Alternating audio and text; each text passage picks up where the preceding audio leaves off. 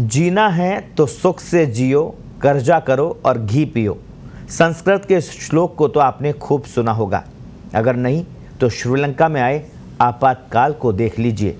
इसी श्लोक ने श्रीलंका में ये आपातकाल और ये हालात पैदा कर दिए हैं। कर्ज के बोझ ने श्रीलंका में आपातकाल की नौबत ला दी। आर्थिक मामलों के जानकार मुफ्तखोरी को इसका सबसे बड़ा कारण बता रहे हैं। चिंता की बात यह है कि भारत में भी सरकारें इस धीमे जहर की डोज दे रही है। यही कारण है कि आर्थिक विशेषज्ञ चिंतित है। आखिर कैसे, देखिए इस खास रिपोर्ट में।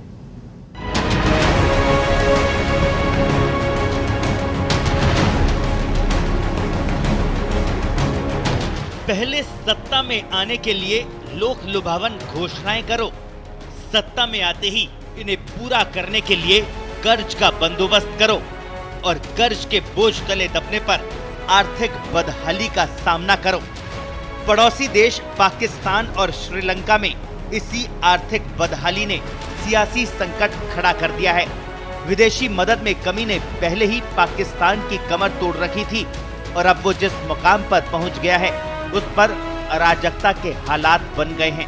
वहीं श्रीलंका में महंगाई के तांडव ने हालात और भयावह कर दिए हैं।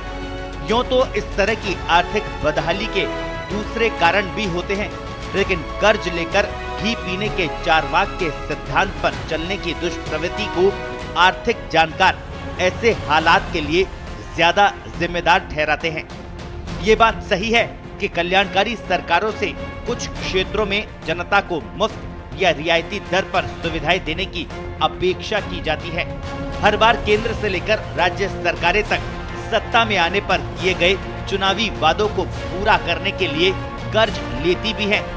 सवाल कई बार ये भी उठता है कि सरकार जब पूंजीपतियों को रियायतें देती है तो कोई सवाल नहीं उठाता, लेकिन समाज के जरूरतमंद लोगों को राहत देने के मामले में हल्ला ज्यादा होता है।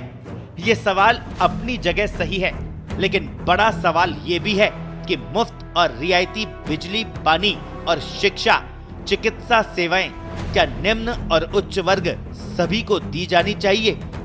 आर्थिक मामलों पर नजर रखने वाले जरूर इसे अनुचित बताएंगे कि जो सक्षम हैं उनको भी मुफ्त योजनाओं का लाभ दिया जाए।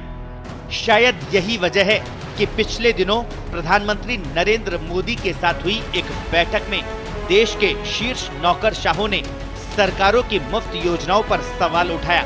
साथ ही ये भी आगाह किया कि चुनाव के दौरान किए गए लोक लुभावन वादों के कारण देश के कुछ राज्यों की स्थिति श्रीलंका और ग्रीस जैसी हो सकती है। ये बात सही भी है। सरकार की ओर से दी जाने वाली मुफ्त या रियायती सेवाओं के कारण फर्क अंततः सरकारी खजाने पर ही पड़ता है। कभी कोई सरकार इस बात का बंदोबस्त नहीं करती कि वह अपने चुनावी वादों पर अमल करने के लिए धन का बंदोबस्त कहां से करेगी। बहरहाल सवाल सिर्फ चुनावी वादों का ही नहीं, बल्कि चुनाव आते देखकर होने वाली मनमानी घोषणाओं का भी है, जिन्हें कर्ज के जंजाल में फंसे बिना पूरा होना मुश्किल ही लगता है। जनता द्वारा चुकाए गए करों से जुटाई गई रकम को इस तरह से लुटाकर राजकोष पर बोझ डालने का अधिकार किसी को नहीं मिलना चाहिए। स्पेशल रिपोर्ट, पत्रिका टीवी।